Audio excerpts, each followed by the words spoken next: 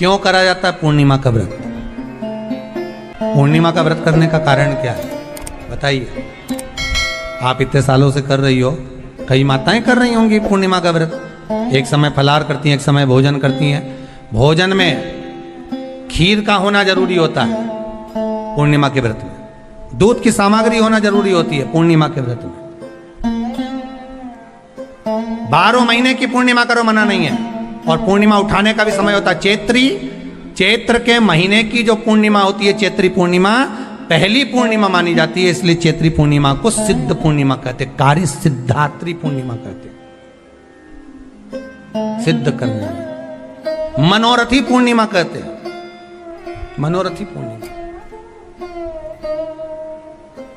इसलिए पूर्णिमा का व्रत कहां से उठाया जाता है? चैत्र के महीने की पूर्णिमा से पूर्णिमा का व्रत उठाया जाता है कि मैं महीने की पूर्णिमा करूंगी तो वो चैत्र पूर्णिमा से उसको उठा लिया जाता है। पर उसका एक नियम रहता है, आप फलाहार करें अपनी जगह पर है, पर एक समय भोजन कर रहे हैं वो अपनी जगह पर। भोजन के साथ में मीठे के साथ थोड़ा दूध की सामग्री होना जरूरी होती है। और क्यों करते हैं पूर्णिमा का व्रत? किस लिए किया जाता है, क्यों करा जाता है? उसका व्याख्यान वर्णन शिव महापुराण के अंतर्गत स्कंद पुराण में लिखा गया। स्कंद पुराण में वर्णन किया है श्री वेदव्यास जी महाराज ने।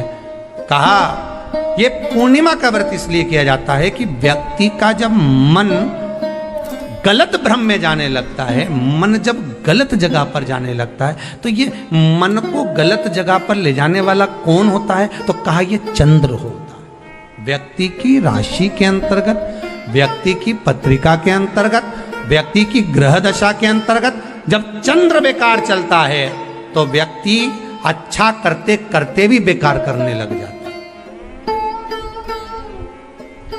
चंद्र डोल रहा है। कई माताएं कहती हैं गुरुजी हमारे बेटे को आशीर्वाद दीजिए, बहुत गलत संगत में जा रहा है। मतलब समझ जाना कि चंद्र गड़बड़ जा रहा है। बेटी अगर गलत मार्ग पर जा रही है, बेटी अगर गलत संगत में जा रही है, किसी अन्य व्यक्ति को आकर्षित हो, चंद्र गड़बड़ हो रहा है, उसका चंद्र कहीं जा रहा है। कोई पुरुष, कोई लड़का, कोई गलत मार्ग पर जा रहा है, चंद्र गड़बड़ हो रहा है।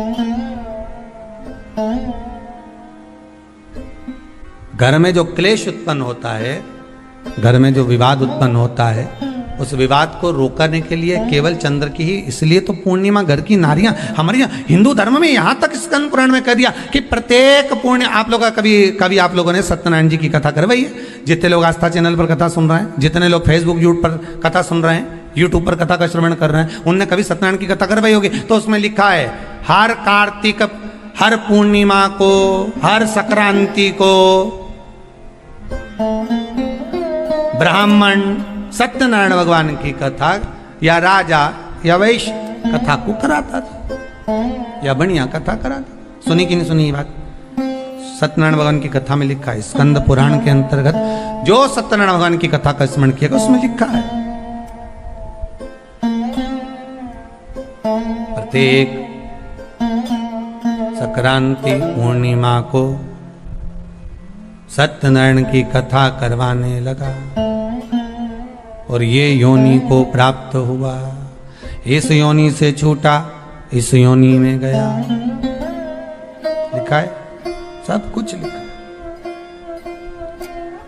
अब उत्ते से समझ जाओ कि पूर्णिमा को सत्यनारायण की कथा करने का बोला, तो पूर्णिमा को सत्यनारायण की कथा का क्यों बोला? वैसे तो रोज कराओ सत्यनारायण जी की कथा, प्रतिदिन कराओ, मना नहीं है। आप क्या कोई विशेष फंक्शन है आप सत्यनारायण जी की कथा करवा, पर पूर्णिमा संक्रांति को और संक्रांति को पूर्णिमा को सत्यनारायण की कथा का स्मरण क्यों करवाया गया? क्योंकि पूर्णिमा के दिन अगर ये भगवान का व्रत रख लेगी, पूर्णिमा के दिन अगर ये खीर का प्रसाद बना लेगी, थोड़ा सा दूध की कोई सामग्री बना लेगी और भगवान को भोग लगा देगी, भले सत्यनारायण भगवान के भाव से बनाए, भले सत्यनारायण जी के निमित्तार्थ बना, पर अगर इसने सत्यनारायण भगवान के निमित्त से बना, पर पूर्णिमा के दिन अगर ये व्रत रखेगी, उपास रखेगी या कोई सामग्री बनाकर भगवान की पूजन कर लेगी, तो इसके घर में जो अशांति है वो शांति में बदल जाएगी। इसलिए कई घरों में आज भी सत्यनारायण भगवान की पूजन हर पूर्णिमा को करती है। माता किताब लेके बैठ जाती है, तुरंत उन्हें ऑफिस जाना, कहीं काम पे जाना, और तुरंत उसने जल्दी जल्दी कलश रखा, कलश नहीं भी रखे तो भगवान की पूजन कर कुरा के ब्राह्मण देवता को बुला लेगी, ब्राह्मण नहीं आएंगे तो खुद कर लेगी, पर करती जरूर है। इतना सा आटा सेक लेगी, पंजेरी बनाई, सीरा बनाई, मिठाई रख दो, कुछ भी करेगी पर सत्यनारायण की कथा कर ले। उसका मन लग गया उसमें, मतलब पूर्णिमा को करना है। उसको करने से क्या होता है? शांति रहती, शीतलता रहती। जिसके घर में हर महीने की पूर्णिमा को खीर बनती हो, ध्यान दीजिएगा, बहुत सुंदर संवाद चल रहा है, बहुत ध्यान देने वाली बात है। प्रत्येक महीने की पूर्णिमा को जिसके घर में दूध की सामग्री बनती हो, दूध की सामग्री तैयार होती हो, खीर प्रसाद तैयार होता हो, उसके घर में कभी क्लेश नहीं हो सकता। चाहे सास बहू एक दूसरे के सामने वो कहे ना, वो सांप और नेवले की लड़ाई क्यों ना, फिर भी शांति हो जाती है। पर प्रत्येक महीने की पूर्णिमा होना चाहिए। ये नहीं कि तुमने एक महीने की पूर्णिमा पे बना लिया और दूसरे महीने की पूर्णिमा को गायब कर दिया। फिर किसी ने कह दिया आज चूरमा तो बन रहा है, दाल बाटी तो बन रही है चूरमे के साथ में, लड्डू बन रहे हैं, तो काय को खीर बना रही हो? तो तुमने अब वो खीर प्रसाद। महापुराण की कथा कहती है, महाराज पूर्णिमा का जो चंद्र है वो विशाल का है, और उस चंद्र की पूर्णता में हमारी अभिलाषाएं भी पूर्ण हो। आप आस्था चैनल के माध्यम से जितने लोग कथा सुन रहे हैं, फेसबुक यूट्यूब पर जितने कथा सुन रहे हैं, और कुबेरेश्वर धाम में जितने कथा सुन रहे हैं, आप में से कितने लोग हैं जो पूर्णिमा का व्रत करते हैं? जो माताएं करती हो जरा हाथ उठाइए। पूर्णिमा का व्रत जो करते हो ना आप लोग, रखिए। अब पूर्णिमा के व्रत में आपने कई बार किताब पढ़ी होगी पूर्णिमा की, या आपने व्रत किया होगा, या पूर्णिमा का व्रत आप धारण करे होगे, तो उसमें पूजन कौन से भगवान की होती है? पूर्णिमा के व्रत में किस भगवान की पूजन होती है? तो कहा पूर्णिमा के व्रत में केले के खंभ लगाकर पूर्णिमा का जो अध्यापन होता है, पूर्णिमा की जो पूजन होती है, उस पूजन में शंकर और पार्वती की पूजन की जाती है,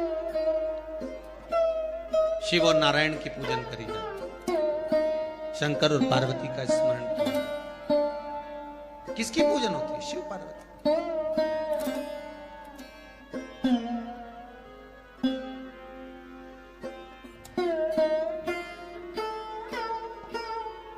क्यों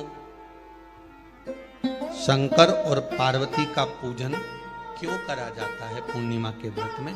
क्योंकि शिव और माता पार्वती ही केवल एक ऐसे हैं जिन्होंने अपूर्ण लक्ष्मी को भी पूर्ण बना दिया था। किसको पूर्ण बनाया है? लक्ष्मी। शरद पूर्णिमा के दिन अगर आप शंकर भगवान को एक लोटा पानी अगर शिव को समर्पित कर रहे हो, श्वेत पुष्प को रखकर शंकर जी के ऊपर सफेद फूल को चढ़ाकर अगर एक लोटा जल भी, एक पात्र जल भी शंकर को समर्पित कर रहे हो, तो ये लक्ष्मी के लिए ही तो कर रहे हो। और कौन सी लक्ष्मी? पूर्ण लक्ष्मी। पूर्ण लक्ष्मी। आपको पहले भी कथा में कहा, एक बार भगवान विष्णु के सामने लक्ष्मी मैया ने बहुत तेज स्वर में कह दिया था, नारायण, दुनिया के लोग आपका नाम जपते हैं, दुनिया के लोग नारायण नारायण कहते हैं, दुनिया के लोग आपका भजन करते हैं, पर सत्य मायने में कहूं ना तो मेरे बिना दुनिया के लोगों की नहीं चल सकती, मेरे बिना दुनिया नहीं चल सकती, संसार मेरे बिना नहीं चल सकता। भगवान विष्णु ने कहा ये तो गलत है लक्ष्मी आपका कहना। एक दिन लक्ष्मी को अहंकार आ गया, अहंकार के संबोधन जब माता लक्ष्मी करने लगी तो भगवान उसी समय पर भगवान विष्णु को क्रोध आ गया, और भगवान विष्णु ने कह दिया लक्ष्मी तू इतनी बड़ी बड़ी बात कहती है कि तेरे बिना नहीं रह सकती संसार। मैं तुझे कहता हूं लक्ष्मी तू अपूर्ण है, तू अपूर्ण है, तू पूर्ण कब हो गई?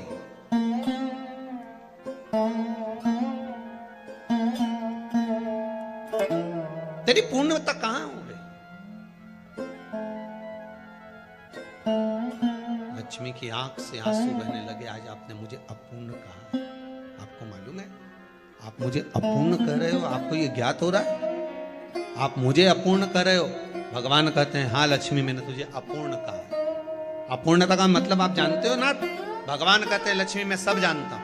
लक्ष्मी रोती हुई माता सरस्वती के पास पहुंच गई। सरस्वती ने पूछा क्या बात है लक्ष्मी, क्यों रो रही हो? लक्ष्मी जी ने कहा क्या बताऊं सखी, मेरे पति ने आज मुझे अपूर्ण कह दिया। तो क्यों रो रही है तू? अपूर्ण अगर कह दिया दिया, पति ने ही तो कहा है ना, तो क्यों रोना, चल मेरे साथ। और सरस्वती मैया माता लक्ष्मी को लेकर सीधे पहुंच गई माता पार्वती के यहाँ। माता पार्वती के यहाँ जब पहुंची, माता पार्वती ने लक्ष्मी जी को देखा और सरस्वती को देखा तो पूछा कि बात क्या है, क्या हो गया ऐसा, क्या हुआ, क्या है ऐसा जो तुम दोनों आज मेरे पास में आई, क्या हुआ। पार्वती जी कुछ बोलती, शिव जी का ध्यान माता सरस्वती की ओर और लक्ष्मी की ओर गया और भगवान शंकर जान गए कि आज भगवान नारायण ने लक्ष्मी जी को अपूर्ण कहा है। अब देखें माता पार्वती क्या कर सकती है, इसको पूर्ण बनाने के लिए करेगी क्या। क्या हुआ, माता सरस्वती जी बोली लक्ष्मी को अपूर्ण कर दिया, अपूर्ण कर दिया, हाँ तो क्या सोचना उसके लिए, इसको मैं अभी पूर्ण बना देती हूं। माता जगत जननी पार्वती ने गोदी में विराजमान गणेश जी को उठाया और उठाकर लक्ष्मी जी की गोद में दे दिया। ले लक्ष्मी, आज से तो पूर्ण हो गई, लक्ष्मी आज से तो पूर्ण। गोदी में जब तक संतान नहीं है तो नारी को लोग अपूर्ण समझते हैं, पर माता पार्वती जी ने संपूर्ण ब्रह्मांड में एक सिद्धता प्रदान कर दी कि अपने गोदी के लाल को, अपने गोदी के पुत्र को माता ने लक्ष्मी की गोद में देकर लक्ष्मी को पूर्ण बना। वो दिन कौन सा था, यही शरद पूर्णिमा का दिन था। कौन सा दिन, आवाज पकड़ लो, यही शरद पूर्णिमा का दिन था। शरद पूर्णिमा का दिन लक्ष्मी को पूर्ण करने का दिन,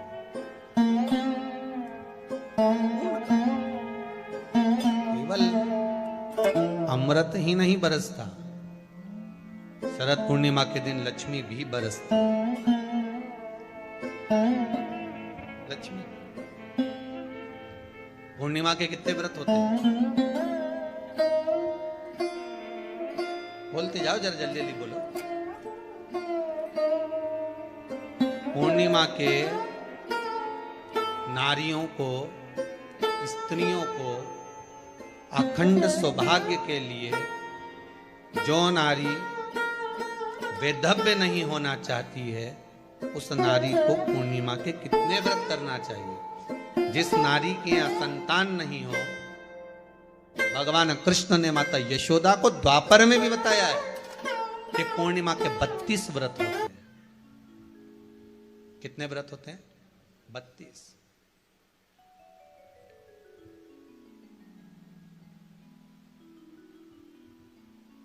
स्वयं भगवान कृष्ण यशोदा रानी को, माता यशोदा जी को भी बता रहे हैं 32 व्रत। अब आपको किसी ने बता दिया होगा कि 8 कर लो, 7 कर लो, 6 कर लो, 12 कर लो, इसलिए आपने बोला कि 12 कर लीजिए, 32 कर लीजिए। अरे यहां तो द्वापर की कथा भी कहती है। यशोदा जी ने एक बार भगवान कृष्ण को रोक कर कह दिया, ए कन्हैया रुको। कन्हैया बोले, बोलो मां क्या बात है। कन्हैया जरा रुकिए, इधर आओ जरा। भगवान कृष्ण आए। हाँ मां बोलिए। किस जगह का प्रसंग है ये, जिस समय पर राधा रानी कुरुक्षेत्र में नंद बाबा और यशोदा जी को लेकर कुरुक्षेत्र के कुंड में, ब्रह्म सरोवर में स्नान कराने के लिए लेकर जाती है, ग्रहण का समय पर। और जब भगवान कृष्ण उस कुरुक्षेत्र के उस सरोवर में स्नान करने आते हैं, तब यशोदा जी ने अपने लाला से प्रश्न किया है, पूछा है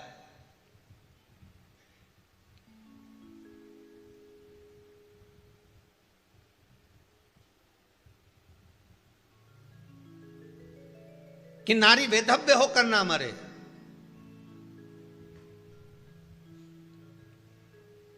उसका पति कोई रोग से ग्रसित ना हो, उसका पुत्र किसी रोग में ना पड़े,